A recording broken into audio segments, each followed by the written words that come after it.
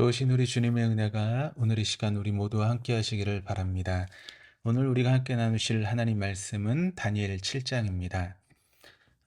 다니엘 7장은 남유다가 바벨론에 의해서 완전히 멸망한 후 BC 6세기 바벨론 벨사상 왕 원년에 다니엘이 꿈을 꾸면서 보았던 환상을 기록한 내용입니다.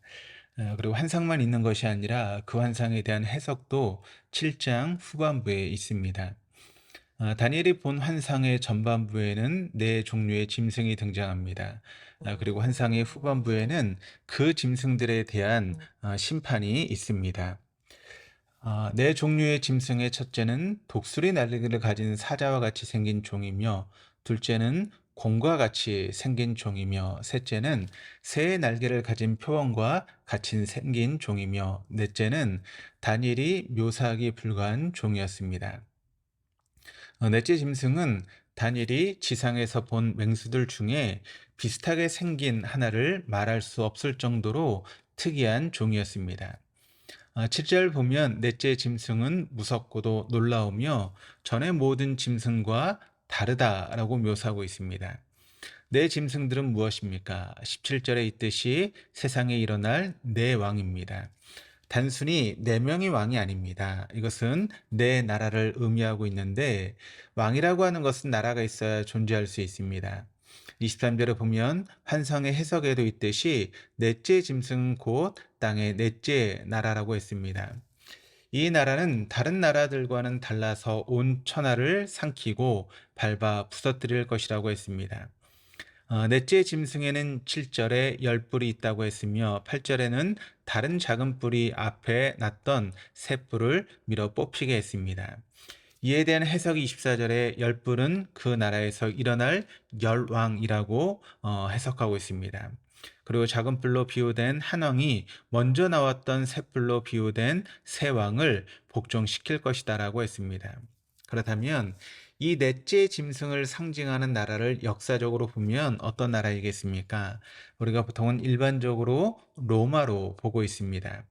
앞에 세 짐승은 순서대로 바벨론, 메데와 바사, 그리고 헬라로 봅니다.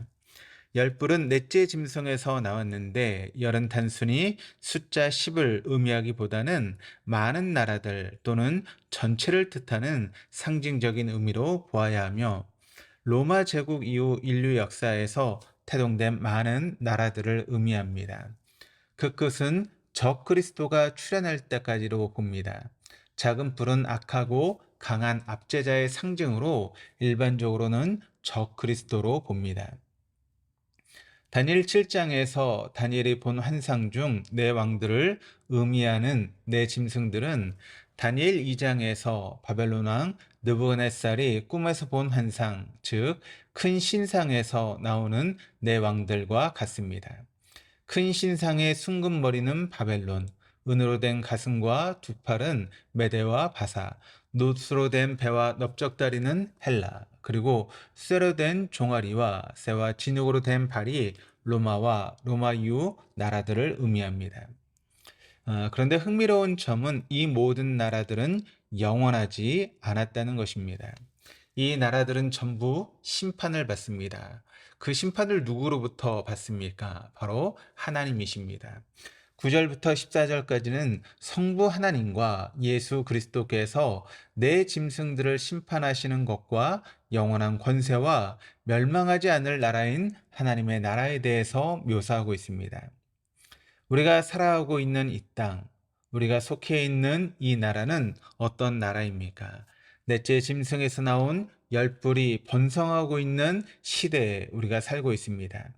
2절의 묘사처럼 내 바람이 큰 바다에 몰려 불고 그 큰 바다에서는 내 짐승을 나오게 하듯이 세상의 나라들과 세상의 가치관들이 이 땅을 휘몰아치고 있습니다. 내 짐승인 세상의 나라들은 하나님을 모릅니다.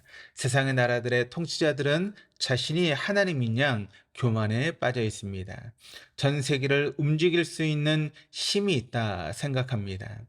천연 자원과 축적된 부와 기술과 지식으로 약한 나라를 질받고 세상을 움직일 수 있다 생각합니다.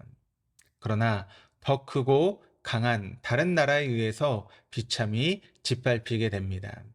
이것은 세상 나라의 이치입니다. 철저히 양육강식이 지배하는 시대에서는 영원한 나라는 없습니다.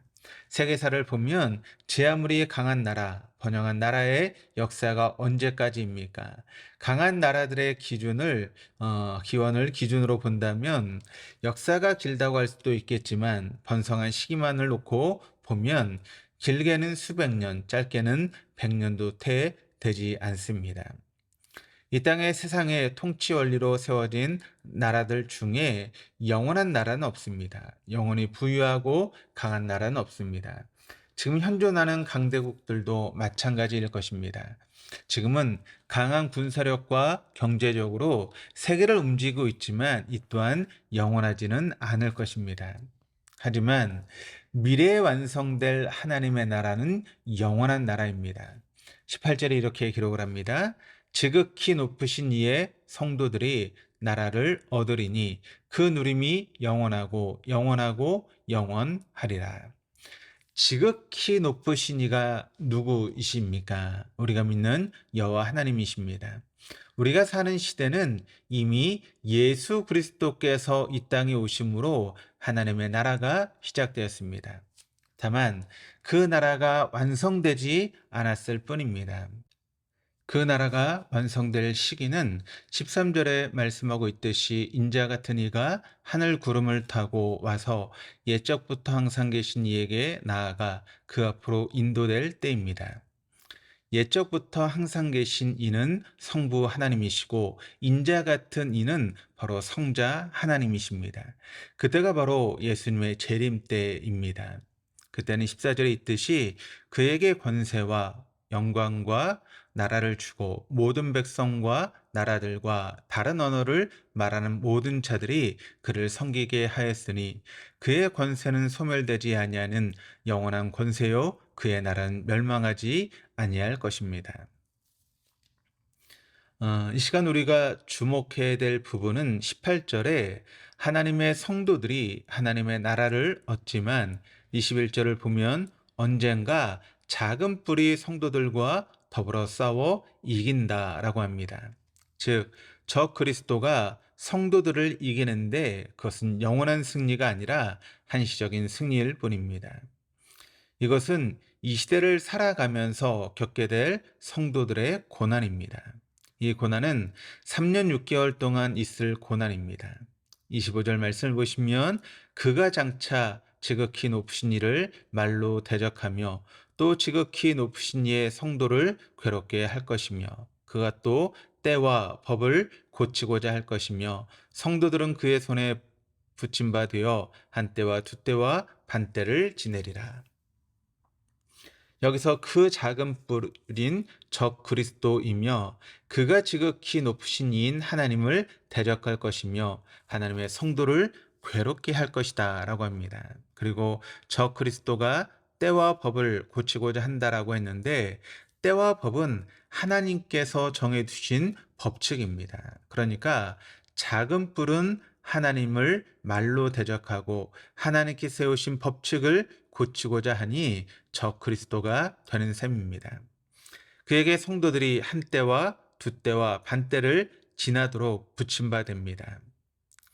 때는 1년을 의미하기에 한때와 두때와 반때를 합산하면 3년 6개월이 되는 것입니다. 우리 성도들은 평소에도 악으로부터 당하는 고난이 있을 수 있습니다. 그리고 그때가 되면 3년 6개월 동안 저 그리스도로부터 큰 어려움을 겪을 것이지만 낭망하거나 좌절하지 말아야 할 것입니다. 왜냐하면 하나님께서 우리들에게 궁극적인 승리를 주시기 때문입니다. 26절에 그러나 심판이 시작되면 그는 권세를 빼앗기고 완전히 멸망할 것이요. 이것으로 그치지 않습니다. 성도들이 적 그리스도에게 역전하게 됩니다. 27절 상반절입니다. 나라와 권세와 온 천하 나라들의 위세가 지극히 높으신 이의 거룩한 백성에게 붙임 바 되리니. 왜냐하면 우리가 믿는 하나님의 나라는 27절 하반절에 그의 나라는 영원한 나라이며 모든 권세 있는 자들이 다 그를 섬기며 복종할 것이기 때문입니다. 성도인 우리는 이 땅에서 세상의 악한 나라들과 그리고 세속적인 가치관들로 휘몰아치는 바람과 큰 바다물결의 소용돌이 속으로 힘없이 빠져들 것이 아니라 지극히 높으신 이의 성도로서 최후 승리에 대한 소망을 잊지 않고 현재 당하는 고난을 주님이 주시는 크신 능력으로 잘 이겨내야 할 것입니다. 그와 같은 삶을 살아갈 수 있는 우리 동독의 모든 교우들 다 될 수 있기를 주님의 이름으로 축원합니다. 기도하시겠습니다. 하나님 아버지, 세상의 나라들과 권력자들이 이 땅에서 군림하고 성도들을 핍박할지라도 저희들에게 궁극적으로 승리를 약속해 주시고 영원한 나라를 허락해 주심을 감사드립니다. 이 땅에서 받는 고난 속에서 결코 좌절하지 않고 최후 승리를 소망하며 주님께서 주시는 능력으로 이기게 하여 주옵소서. 감사드리며 예수 그리스도 이름으로 기도드립니다. 아멘.